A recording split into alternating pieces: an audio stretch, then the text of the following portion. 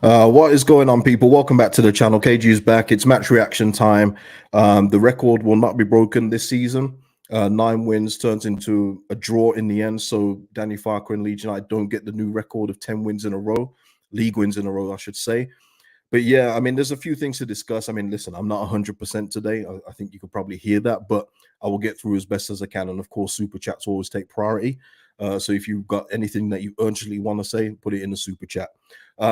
Before I continue, please like the video, subscribe to the channel, and of course, drop your comments below. Thank you to Mr. P and John Abbott for the super thanks on the last video. Much appreciated. And thank you to all existing members. If you want to become a member of the channel, which helps me out, helps the channel out, the link is in the description.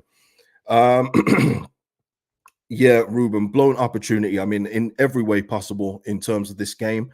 It was a winnable game from the outset, and we'll get the starting lineup in just a moment. But that team should have been more than good enough to beat this Huddersfield team, who up to this point, 19th is the best position they've had since October. So there's no excuses there. I don't care about the whole Yorkshire derby thing. The quality on the pitch should have seen us through. They're still putting out players like Jonathan Hogg, who we'll speak about, Tom Lees, Danny Ward. I mean, we should have beaten this team today, quite frankly. We're still in second at this point in time, but obviously Ipswich play later, and we could possibly head down to third after the day's done. Dreadful performance. I mean, there's a few things to discuss about today. There was a few players that had shockers, man. Absolutely shockers.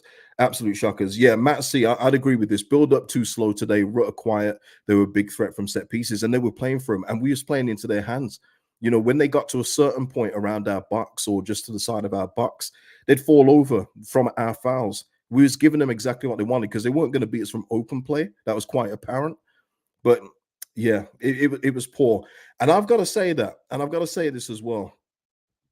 I mean, listen to this, Dilip here. We should have won this, but we cannot win every single game.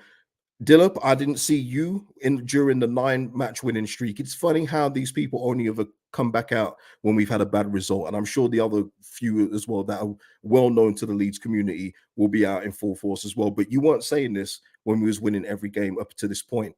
That's just a tired argument when you've seen other teams go on massive winning runs as well. One thing I will say from today, and it was apparent from the start, even from the start of the game, when I was looking at the team, I was like, where is Joseph?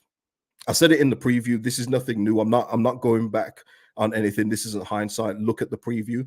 I said, there is no way you drop Joseph for this game. He would have been hot today. And you know, the earlier chance that we had early when we was passing it around, as we do, passing it to each other, then Kamara gets the ball, puts it out to Somerville. He kind of mishits it and the keeper saves it. Joseph's in there. He's taking that first time and it's in the back of the net, just off confidence alone. Then you get the subs being made, and he's not even the first sub. I got to say that's poor. And if I'm Joseph, I'm thinking, I've just scored 2 goals away from home against Chelsea, and I can't get a start in this game. Wait a minute, I can't get first sub in this game. Wait a minute, I can't get make-a-wish minutes. It was Jaden Anthony that came on. I just don't understand that at all. I don't understand that in anything. So look, I mean, James, Huddersfield played dirty. I mean, you know, let's get into it, because what I will say is that even if a team's playing dirty, you've got to counter it. And I thought at times today we were a bit scared. Not scared as in, oh, I'm so shook of this team, but you could tell there was a few instances where we would be a bit more fluid in our football, because Huddersfield were fouling so much in the first half that a few of our players were apprehensive about keeping the ball for too long, which means we were rushing decisions. Because, I mean, there were several challenges today. I mean, some that took the ankles. One of the guys there, was it Pearson, took Somerville down the back of his leg. They could have had a red card before Jonathan Hogg. And I said before the game, it's quite funny. I said, if anyone is a betting person, put some money on Jonathan Hogg for a yellow card. The guy's not a footballer. And I don't like these kind of football games. This isn't football that I enjoy watching, where a team is just a brute ball. That doesn't interest me.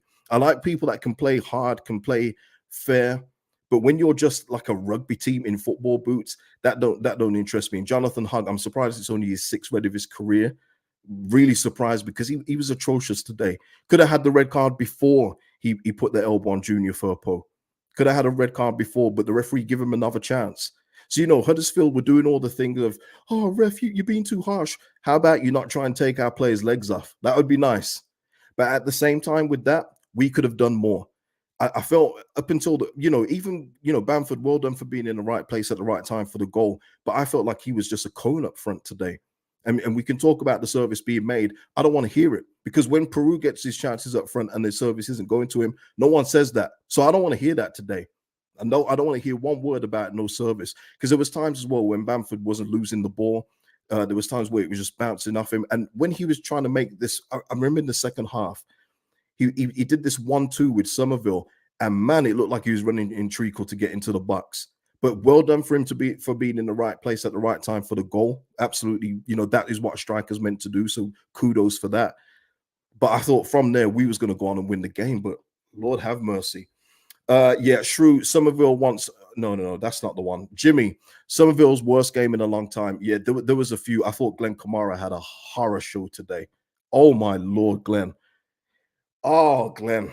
I think it's fair to say that was Glenn Kamara's worst game so far. I think that's pretty easy.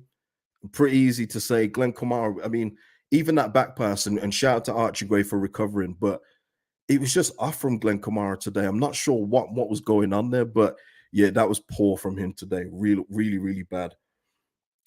Sean here saying, really poor today. Was a hard watch. We need to put away teams like that, especially against 10 men. Yeah, that's why I'm not trying to hear about you can't win every game. That's BS to start with anyway, especially when you've got the team we have in this division. I mean, let me just get this stat off just to show how poor that first half was overall. The ball was, and this is from Johnny Cooper, who's a stats guy. The ball was only in play for 22 minutes and 33 seconds in the first half. Not surprisingly, the lowest in the first half of any of Leeds United's matches this season. And that was apparent to me, because even though we weren't getting stuff done, but a lot of our attacks were being stopped by just foul after foul. Nanto got kicked around as well today. It wasn't a fluid performance, but the opponents made it that way. So then you have to counter that. So it's all well and good us complaining about Huddersfield's tactics. You then have to counter those.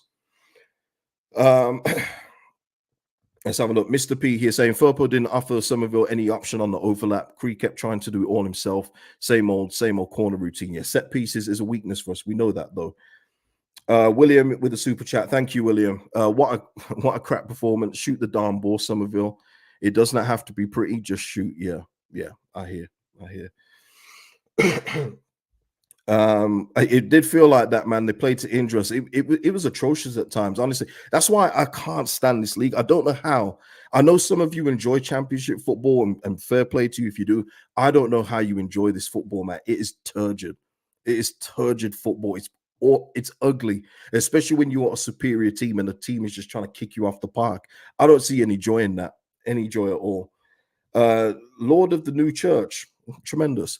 Such a frustrating game to watch. Why Farker doesn't bring Joseph on is beyond me. I would have started him. It wasn't even a question for me. People were on about, do you bring back Bamford or do you start Joseph? You do not take a striker off who is in that kind of form. 2 goals away from home against Chelsea in a Yorkshire derby. That he would have been buzzing today, absolutely buzzing, and he didn't even get on. I'm sure maybe we'll hear after he's had a little knock or something like that, but yeah, I don't buy that. Anyway, listen, here was the team. So after all the things, it was pretty much what I said, wasn't it? It was that we were resting players for the cup, and all these injuries magically healed up for the weekend, and that's fine. That's okay. No, I don't think it was injuries. I think it was tactical. Yeah, Melier. I mean, I don't know what are people saying for Melier for the goal. While I just take a sip of this drink, man, I am struggling today. Bear with me, people. Oh, whew. Yeah, Tom, I agree with this. We are guilty of overplaying it. Goal came from a quick ball across the box. Got to start doing it more. Yeah, 100%. Yeah, Liam, the ref should have sent Pierce off for that tackle against Summerfield. Absolutely.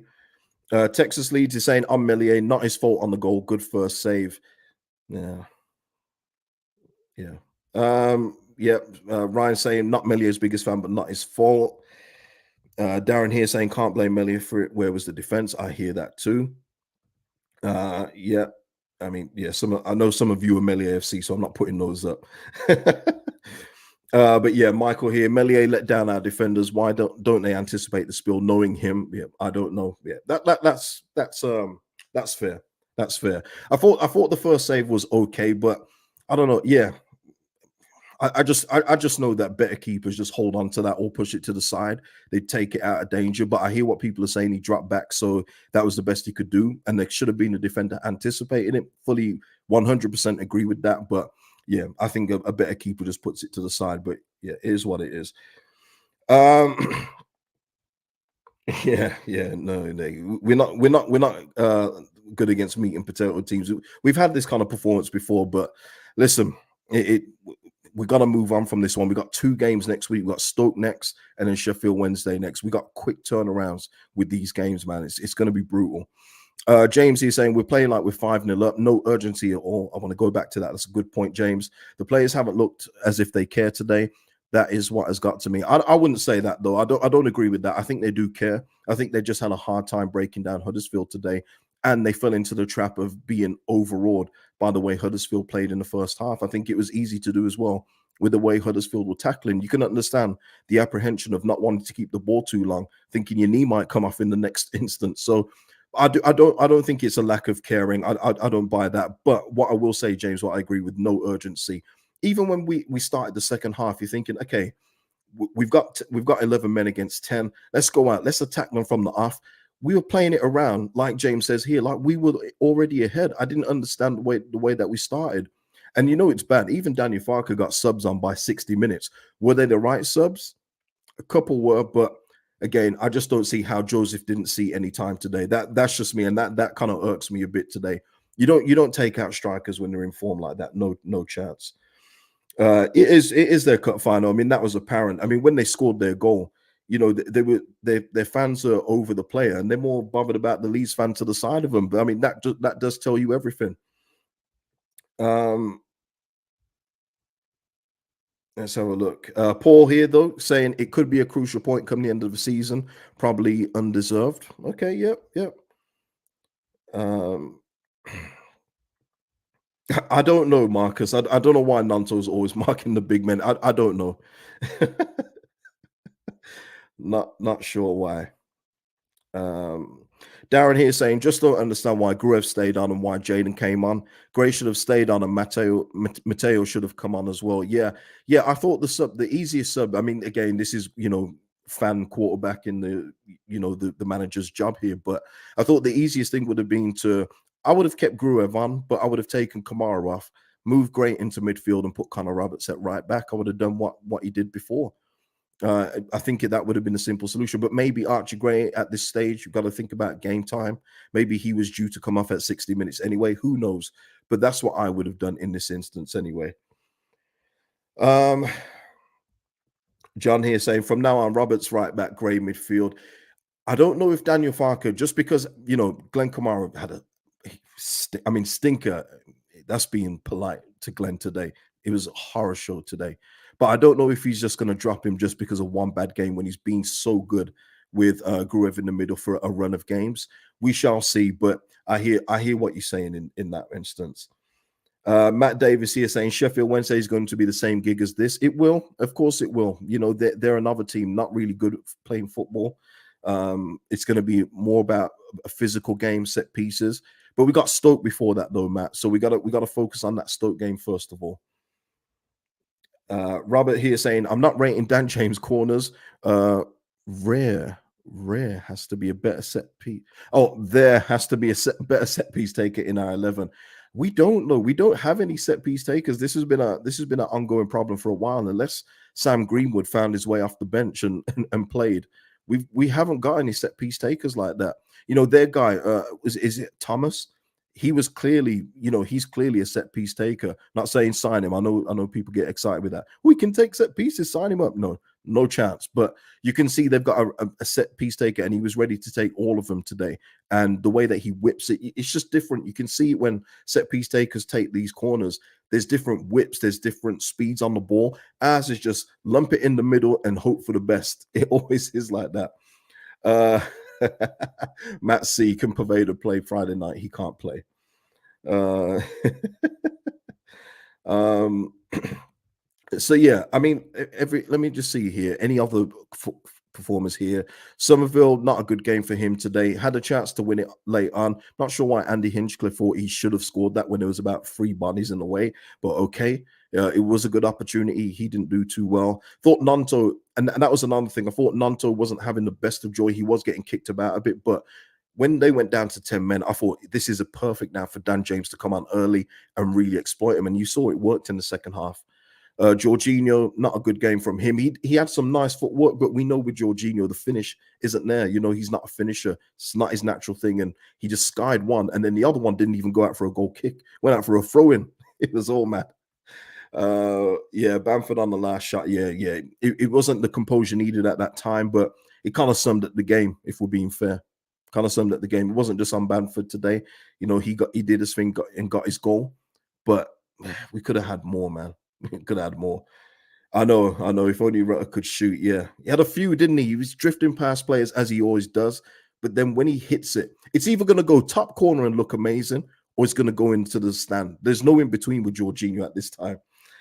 Ryan here saying, just got to brush this off. Hope Ipswich drop points and go again against Stoke. Yeah, because look at how the chat is and look how we're talking today. It sounds like we've lost the game, but that's how crucial and vital these victories are in this running. We got 11 games to go, and we know every drop point is gonna matter from now to the end of the season. So that's why it feels it, and especially when you're against a Huddersfield team. Sorry, but they're down at the bottom. They had 10 men. Leeds United in this rich vein of form, even coming off a loss against Chelsea, which was a valiant loss, by the way, we should have won this game. But yeah, um, let's have a look. Let me just see if there's anything else here.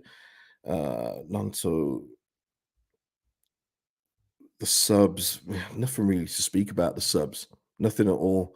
Peru again. I mean, we're talking Bamford starting ahead, Peru being the first sub ahead of Joseph in this current thing. It's always the thing with seniority, man. At football, it's sports in general, people.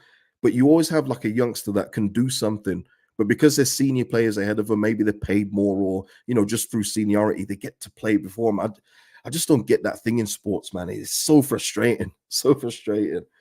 Um, I know, Scott. Yeah, trying to walk it in again. Why don't they just shoot? I hear it. Because if we had done that in the first instance when we had that first opportunity, the game 1-0 with 3 minutes gone, it's completely different, obviously. But they don't come back from that. No chance. Um, but yeah, nothing too much to say about the subs except for Dan James making an impact, Connor Roberts yet again making an impact at this level, which was good to see. Maybe that does bring him a start against Stoke on Tuesday with such a short turnaround in days, I should say. We shall see the team for Tuesday, but it wouldn't surprise me if it's the exact same one because that's how he likes it. Peru, yeah, Peru wasn't. Yeah, he didn't make an impact off the bench today. Um, Michael here saying Peru lost for words. Farker's only playing him so his confidence is not destroyed. I would say his confidence is probably destroyed anyway. Guys in double figures for the season, not playing a striker for most of it, and yeah, he's not getting a run where he should be playing, and also the fans just don't like him for whatever reason. So yeah, it is what it is. Um, but yeah, I don't have too much else to say on it. I don't think there was anything else from this game that I need to say. And like as you can hear, I am struggling today, people. So I am struggling. I'm going to take a day off tomorrow, and then we'll do the preview for the Stoke game on Monday. I will be back Monday, so please hit the notification bell so you know when I'm going live.